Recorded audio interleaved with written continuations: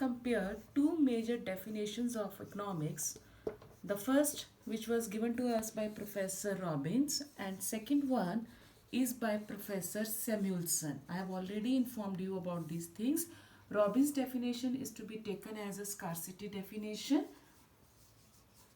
and Samuelson definition is studied under the heading of growth oriented definition. So what is the similarity and how these two definitions are different from each other? So we are here to discuss. Students, as I told you in Robbins' definition, Robbins introduced us with the problem of choice. Why do we need to make a choice? Because as per Robbins, the resources which are available for us to satisfy our unlimited wants are not only limited, but they have got alternative uses. So what I need to do, I need to make a choice. So this choice, how will I make? This choice I have to make as per my own likings and dislikings. That is, I am going to have perfectly, I am going to follow my own scale of preference. The credit goes to Robbins to introduce the concept of choice, and this problem of choice is called as, is studied as economic problem in economics. Students, I am telling you a new word over here, that is economic problem. The problem of choice is studied as economic problem in economics. What is this problem of choice? Problem of choice means that I do have problem of choice means what? That I need to make choice as per my given scale of preference. I need to make a order. I need to have a ranking. Okay, if I have got $100 and I have got these many wants to be satisfied, it's not possible with those $100 to satisfy all these wants. So what I have to do? I have to do a ranking of that. Okay, this is my number 1. It will become number 7 number will become my number 1, because my most important want is number 1. So like this, I need to make a choice, and this choice informs us, it knowledge economist, that yes, the subject of economics is here to have a rational management of its resources. So why do we need to make a choice? The answer of this question was given to us by Robbins, right? But next question is this, that okay, I know how to make, I know that I need to make a choice, but next question, how to make a choice? Major question. I know my resources are limited, I know my wants are unlimited, and these resources have to be used rationally. I am not here to have a wastage of resources. So the major question which always here to be the major question which always here we have to decide is that whatever resources are available to us, how I am going to make choice. The choice between my resources and the most important resource, we are all worried about this major thing only, that is money. So am I here to satisfy all my wants with money or without money? So what is Samuelson definition of economics? Samuelson says ki okay, we know that this man or society are here to choose. How I am here to choose?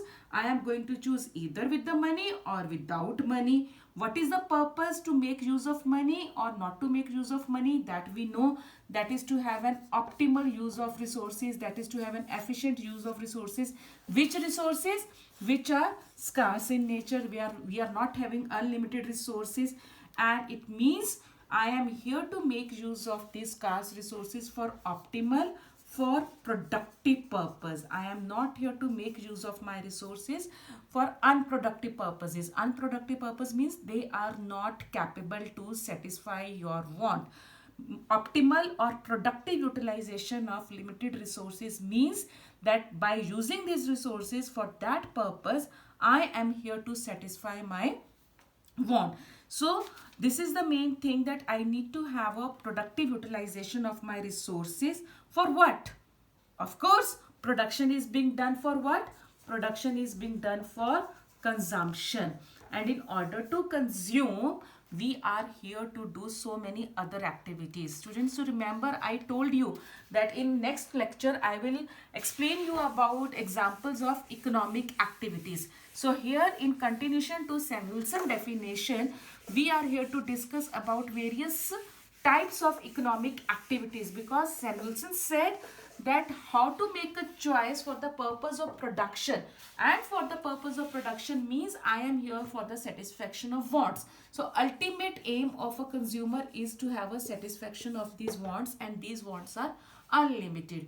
In order to make sure that all the wants are being satisfied, now we all know that we are passing through a phase of lockdown. So what the school authorities are doing, they are here to make use of the resources whatever is available to them. We are going to have online classes, we are taking online classes, we are doing the recording with the equipments are available at home. So what it is just for the satisfaction of one thing. And what is that satisfaction?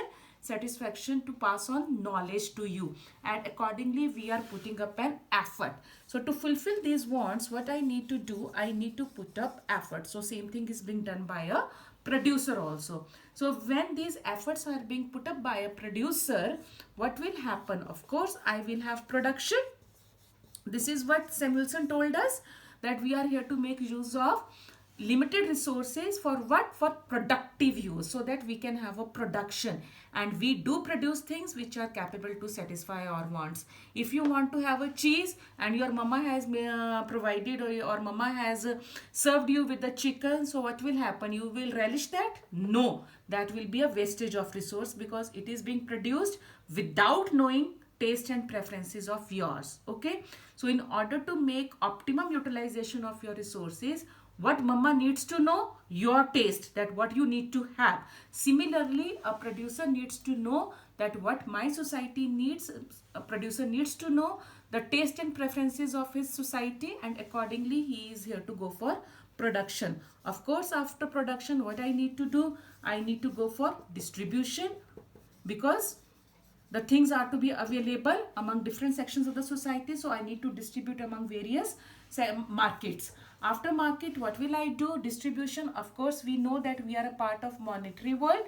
So it is going to be an exchange. I am going to exchange what I need. I will just buy, and I am going to make a payment of that, as we are a part of monetary world. Last but not the least, what I am going to have? We will have consumption. Once want is being satisfied, another crops up. Okay, so this is a vicious circle which continuously work out, and it will continue till I am going to have my last breath. So this is the Samuelson's definition. Samuelson says whether we are going to have a how to make a choice. This is the first question, and in order to make a choice, I need to have a realization about my resources, whatever available to me. And after making my use of my resources for production, I need to distribute, and I need to distribute for the purpose of consumption. Because please note down, if production is the beginning of economic activity, consumption is the end of that economic activity. And Samuelson says we are here to make use of these resources not only for present, but we are here to keep in mind about our future generation also. And future generation means we are going to talk about sustainable development, right students? Sustainable development means I am not going to exhaust all my resources for present. I am not that selfish. I am going to keep in mind about my future generation also. With this students, we have discussed about all the 4 definitions of economics. So Robbins and Samuelson definitions are linked together. Robbins told us why we need to make a choice, and Samuelson told us how to make a choice. I hope it's clear to you. We are here to discuss about all the definitions with their features and keywords. Students, with this, the last topic from this chapter, we are here to discuss about branches of economics now. What we are here to discuss? Branches of economics. You are must here to see, okay, where do you stay? I stay with my family. So is it a joint family or a nuclear family? Nuclear family means you and your parents only. And joint family means your grandparents, brothers, sisters, all are the part of that.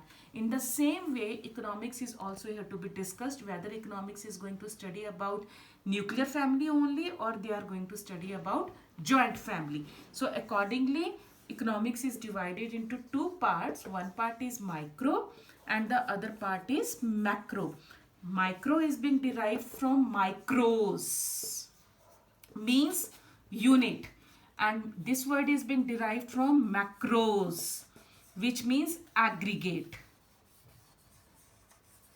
So here, because economics is what? Economics is a study about human behavior, and we are here to study about human behavior individually as well as in a group. So when I am going to study about a behavior of a consumer, of an individual, of a market, of a producer, of a consumer, so they all come under microeconomics. But at present, if I am going to discuss about pandemic, about my country's budget, my country's national income, how USA is tackling with the problem of this coronavirus and all these things, so we are here to discuss on an aggregate economy as a whole. So that all comes under macroeconomics.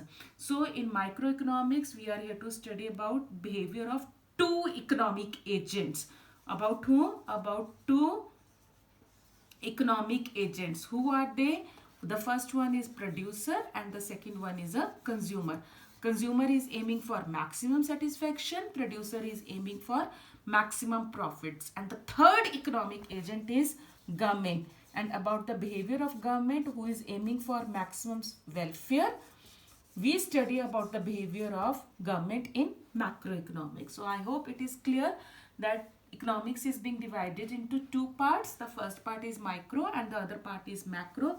Micro means where I am going to study about aggregates only, but these aggregates at a small level, at a unit level, at an individual level, at a group level, market level, okay? And same aggregates I am going to study on for an economy as a whole, for the international level, for the world. That all comes under macroeconomics. I told you in my first lecture only that economic studies about the behavior of your mama as well as big mama. So when I am going to study about your mama, it is micro, and when we are going to have a big mama, it is going to be a macro study, right? Because it is always being clarified and it is always being taken for granted that ladies are the best persons to know how to manage their resources. That is why I am here to give you an example of mama only, and economics teaches you to how to manage your resources. With this, students, I have finished your chapter 1, and in next lecture we will pick up chapter number 2. For the time being, do the questions whatever I will give you in your snap homework. Take care.